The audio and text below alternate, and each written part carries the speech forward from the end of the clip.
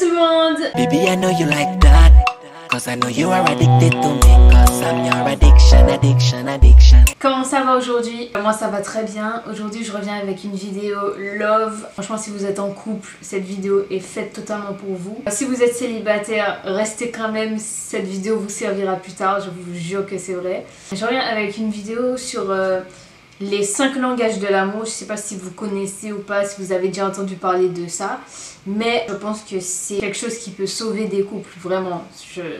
C'est une réalité, je pense que ça peut sauver des couples ou même ça peut raviver des flammes, raviver des couples. Enfin, je trouve que c'est important à connaître, qu'on soit en couple ou célibataire dans tous les cas. Je trouve que c'est important à connaître, on n'en parle pas assez. Peut-être plein de couples qui sont dans des incompréhensions à cause de ça. Ça pourrait régler plein de problèmes de couple, de se pencher à ce sujet-là et de travailler sur ça, sur les 5 langages de l'amour. Donc c'est pour ça que je reviens avec cette petite vidéo, j'espère que ça va vous plaire. L'introduction à tout ça, c'est de se dire que tout le monde ne montre pas son amour de la même façon. Et il y a un écrivain qui s'appelle Gary Chapman qui a expliqué qu'il existe 5 différents langages pour montrer son amour. Dans un couple, les deux conjoints peuvent communiquer de manière totalement différente en matière d'amour et ce qui peut entraîner des incompréhensions, de la frustration. Cet écrivain Gary Chapman qui a expliqué ces 5 langages de l'amour a dit: la sincérité des sentiments ne suffit pas. Si nous voulons être de bons communicateurs en amour, nous devons être prêts à apprendre le langage affectif fondamental de notre conjoint. Donc voilà, je trouve qu'il a totalement raison. Donc dans ces 5 langages que je vais vous expliquer un peu plus tard, chacun a un ou plusieurs langages auxquels il est plus sensible. Quand on parle à la personne dans ce langage de l'amour-là, la personne se sent davantage aimée et son réservoir émotionnel est plus rempli. Du coup, dans tout ça, un partenaire peut avoir l'impression de faire des efforts et de donner des preuves d'amour à l'autre, mais sans que tout cela soit considéré comme tel par cet autre partenaire. Malgré tout l'amour que ces partenaires ont l'un envers l'autre, ça peut entraîner des crises de couple, des frustrations, de l'incompréhension. Gary Chapman lui-même relate dans son livre de nombreux exemples de couples au bord de la rupture parce qu'ils ne parlent tout simplement pas le même langage de l'amour. Du coup, qu'ils se sentent incompris et pas ou peu aimés en conséquence. Donc, selon Gary Chapman, les 5 langages de l'amour sont les paroles valorisantes, le contact physique, les services rendus, les moments de qualité et les cadeaux. Donc, concernant le langage des paroles valorisantes, ça se concentre tout simplement sur les mots d'amour, les compliments, les paroles positives, les paroles encourageantes. Tout simplement des tu es belle, tu es beau, je suis fière de toi, tu es forte, tu es la meilleure, enfin des mots comme ça. Du coup, le deuxième langage qui est tout simplement le contact physique, c'est tout simplement l'affection. Ça peut être des câlins, des bisous, le fait de se tenir la main, toute forme de contact physique comme ça qui exprime l'amour et la proximité émotionnelle. Ensuite, le troisième langage qui est les services rendus. Il s'agit de rendre des services pour alléger le fardeau de son partenaire, aussi de lui rendre des services pratiques et lui montrer qu'on est là dans les tâches et aussi dans les défis qu'elle rencontre. Le quatrième langage, c'est tout simplement les moments de qualité. Il s'agit du temps et de l'attention consacrée à l'autre personne. Cela implique d'être pleinement présent et engagé lorsque l'on passe du temps avec l'autre personne, de partager des activités significatives, d'avoir des conversations profondes et aussi de créer des souvenirs précieux. Et enfin, le 5e langage, il s'agit des cadeaux. Il s'agit tout simplement de donner ou recevoir des cadeaux symboliques pour montrer son amour. Les cadeaux peuvent être matériels, mais pas seulement, ça peut être aussi des petites attentions qui montrent à l'autre personne à quel point elle est importante. L'objectif est de créer des sentiments de valeur et d'appréciation. Le plus souvent, une personne a un langage de l'amour dominant et il s'agit le plus souvent de ce qu'elle a reçu ou au contraire ce dont elle a manqué durant son enfance. Pour connaître le langage de l'amour auquel vous êtes le plus sensible, il faut se poser 3 questions. Donc première question, dans ce que votre conjoint ou conjointe fait ou omet de faire, qu'est-ce qui vous blesse le plus? La deuxième question, c'est qu'est-ce que vous avez le plus souvent réclamé auprès de votre conjoint ou conjointe. Et la troisième question à se poser, c'est comment généralement vous exprimez votre amour. Et du coup, bien entendu, vous pouvez récolter les réponses de votre conjoint ou conjointe et les comparer, voir ce qu'il faut changer, ce qu'il y a à faire, etc.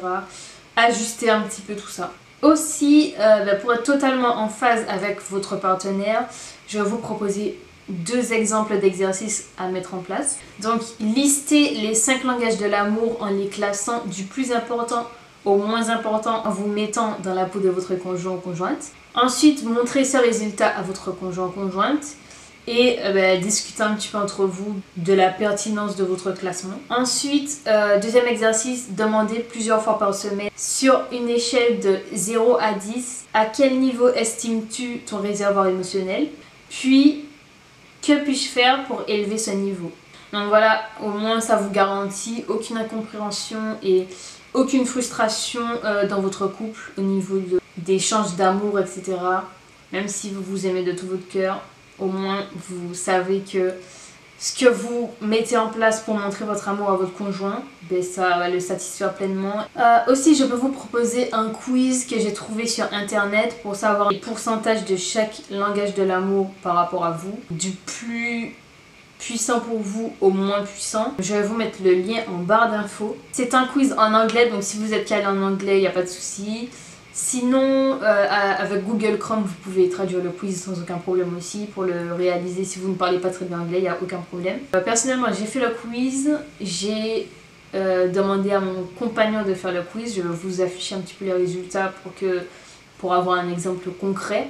Il faut savoir que nous, on n'a pas vraiment de problème à ce niveau-là, au niveau de... Enfin, on n'a pas trop d'incompréhension, je trouve qu'on est plutôt bien en phase. Par contre, du coup, par rapport à ce quiz, j'ai vu que lui, il était plutôt calé sur le toucher physique. Je ne savais pas du tout, et moi, je suis pas trop du genre à aller vers lui, lui faire un câlin. Je le fais, mais pas si souvent que ça. C'est surtout lui, dès qu'il passe près de moi, toujours un petit bisou, un petit câlin, il y a toujours quelque chose. Je savais pas que lui c'était son... J'avais pas tilté, donc je pense que je vais faire plus d'efforts à ce niveau-là. Même s'il m'a dit que ça va, il se sent pas non plus frustré, enfin ça lui convient quoi.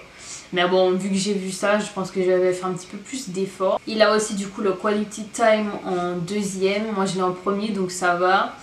Même si je suis toujours la plus en demande, on passe des moments quand même ensemble, énormément de moments ensemble, même si on n'aime pas, par exemple pour regarder un film, on n'a pas du tout les mêmes goûts, mais on arrive quand même à se mettre d'accord et passer du temps ensemble, etc., faire plein de choses, on a toujours des nouvelles idées, ça il n'y a aucun problème. Au niveau des services qui est pour moi en deuxième et lui en troisième, franchement ça va aussi. Moi je sais que je fais beaucoup de choses pour lui, il en fait énormément pour moi, franchement j'ai jamais vu quelqu'un d'aussi serviable que lui, je vous jure, genre, je peux être assis sur le canapé, j'ai soif, lui il fait son truc, je l'appelle de jusqu'à où il est pour lui demander à boire, il va me l'apporter, genre, il est très dans les services, etc., moi aussi, je trouve.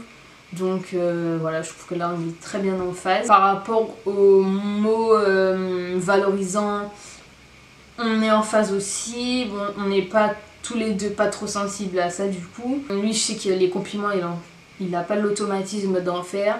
Moi j'en fais un peu plus, mais ça va, ça va. Si j'ai besoin d'un compliment, je lui demande, il va me faire mon compliment, tu vois. Mais du coup là aussi ça va. Et enfin les cadeaux, je suis pas du coup pas trop sensible à ça. Si j'ai pas de cadeaux, enfin ça me fait ni chaud ni froid. Lui aussi, donc bon, on est en phase. Donc je trouve que généralement quand on regarde nos deux résultats, je trouve que ça va, on est quand même assez similaires on va dire. Dans la vie de tous les jours, ça se ressent quoi en fait. Quand on regarde bien, voilà, on est plutôt bien en fait. Donc n'hésitez pas vous à me dire en commentaire votre expérience un petit peu, si vous êtes en couple, si vous au niveau des langages de l'amour vous êtes en phase avec votre partenaire, etc. Enfin voilà, n'hésitez pas à me dire ce que vous voulez. Donc voilà, j'espère que vous avez appris quelque chose à travers la vidéo. Franchement, je trouve que c'est super intéressant et du coup, n'hésitez pas à faire le quiz, à mettre en place les petits exercices, etc. Même si vous êtes quand même en phase avec votre partenaire, je trouve que c'est quand même bien à savoir parce que moi, du coup, personnellement, on n'avait pas de problème à ce niveau-là, mais on a tous les deux appris quelque chose à travers ces petits exercices et ce quiz. Donc n'hésitez pas et ça peut que améliorer votre couple, même le raviver. Moi je sais qu'il faut que je fasse du coup plus de contact physique, etc. Enfin, il y a toujours quelque chose à améliorer. Je trouve que c'est que du positif. Donc n'hésitez pas, si vous êtes célibataire, pensez-y pour vos prochaines relations. Je trouve que c'est quand même assez important de savoir tout ça. Du coup j'espère que ça vous a plu. N'hésitez pas à vous abonner pour me soutenir sur ma chaîne, pour que je vous sorte encore plein de vidéos, ça me fait super plaisir. N'hésitez pas aussi à mettre un petit pouce en l'air pour me soutenir aussi, pour me donner de la force. À commenter ce que vous voulez, votre expérience perso, je sais pas ce que vous voulez, ça fait toujours aussi plaisir. Aussi si vous voulez me suivre un peu plus personnellement, n'hésitez pas à me suivre sur mon compte Instagram, je vais vous l'afficher ici et vous le mettre en barre d'infos, ça fait plaisir aussi. Allez du coup bisous et à la prochaine vidéo, bisous.